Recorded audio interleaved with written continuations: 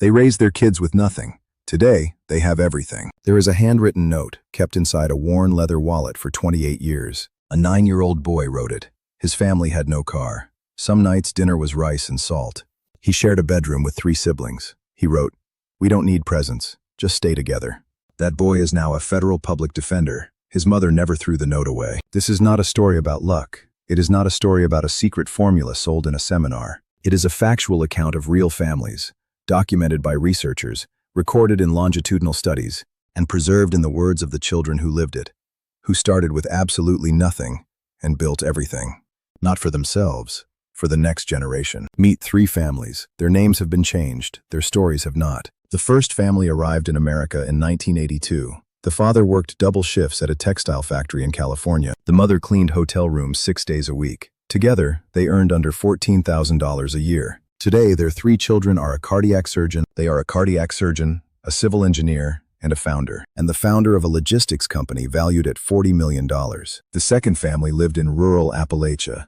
The father was a coal miner laid off at 42 with a bad back and no transferable skills. For 4 years, the family had no car. The children walked 2 miles to school in every weather. Some winters, the heating was unreliable. Today, 2 of those 3 children are in the top income bracket in America. One became a school principal. She now oversees 6 schools. Before we explain what they did, we must be honest about what they didn't have, because the absence matters. No college funds, no private tutors, no second home, no stocks, no inheritance waiting somewhere down the line. In several cases, no consistent meals.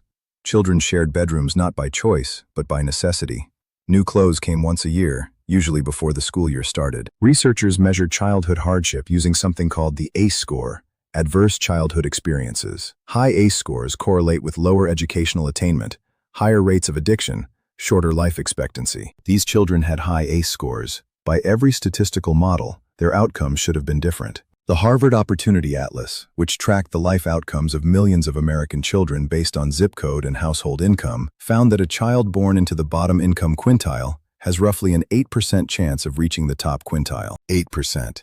These families beat that number, not because they were exceptional people, but because of 5 specific decisions they made, consistently, quietly, over decades. This is the part nobody talks about. It doesn't look like anything from the outside. These parents talked about money problems openly, not with panic, but as a problem being worked on. Research found that children who understand financial hardship as a temporary condition develop significantly higher executive function.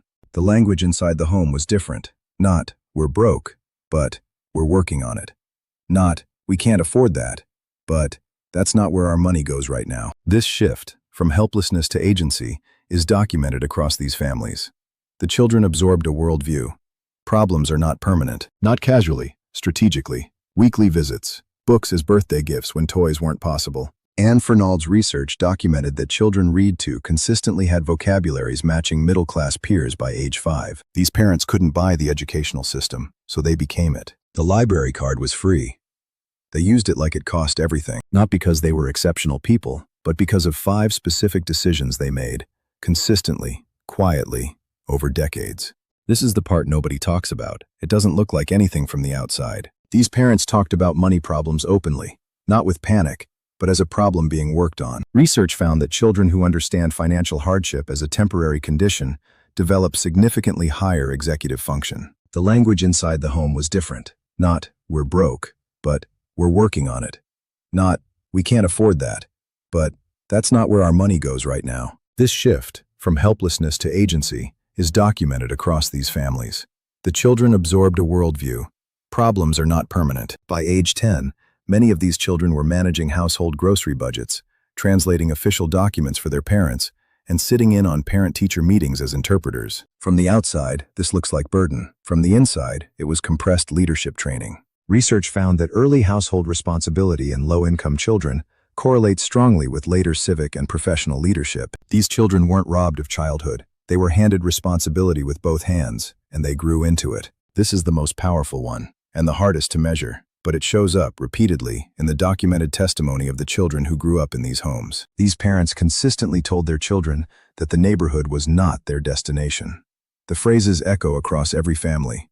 "You are passing through here, not staying. This street does not own you. Where you sleep tonight is not where you will live." Research identifies this as future self-salience, the psychological ability to make a future identity feel real and worth sacrificing for in the present. These parents couldn't show their children wealth, but they painted a picture so specific, so certain, that the children began to live toward it before they understood what it was. Every family had one moment, not a dramatic scene, a quiet, costly decision made when it would have been far easier to go the other way. The father of the cardiac surgeon received an offer when his eldest son was 16. A supervisor at the factory offered the boy a full-time position. The family needed the money. The father said no. He took a second job himself, night shifts on top of day shifts, so his son could stay in school. He never told the boy until the boy was 34 years old, standing in surgical scrubs, and called home to say he'd just saved a life. The mother in Appalachia drove 90 minutes each way, every week for a full year, in a borrowed car, to take her daughter to a gifted academic program in another county. She arranged her sewing work around it. She never let the daughter know the cost of those drives until the daughter, now an educator, asked her directly at age 40. The single mother in Chicago filled out 47 pages of scholarship application forms, by hand, after midnight, for a program her eldest son didn't even know she was applying to. He found out when the acceptance letter arrived. He was the first domino. When he went, the others believed they could go. And they did. The Brookings Institution's research on generational mobility found something that rarely makes headlines. The families who break multi-generational poverty patterns do not primarily do so through income. They do so through what researchers call capital transmission, the passing of psychological, social, and educational frameworks from parent to child, independent of money. These three families transmitted capital every single day. At the dinner table, in the library, in a borrowed car driving 90 minutes on a dark road, in a job offer refused, in 47 handwritten pages filled out after midnight. None of these parents experienced everything. They never got there themselves. They built it, brick by brick, sacrifice by sacrifice, for someone who wasn't even watching. That is the most radical act of love that economics has ever quietly documented. The Harvard Study of Adult Development, the longest-running study on human flourishing in recorded history, spanning over 80 years and 3 generations of participants, concluded that the single greatest predictor of a child's long-term well-being is not school quality, not neighborhood, not household income. It is the consistent presence of one adult who believed in them, unconditionally, without evidence, before the results came in.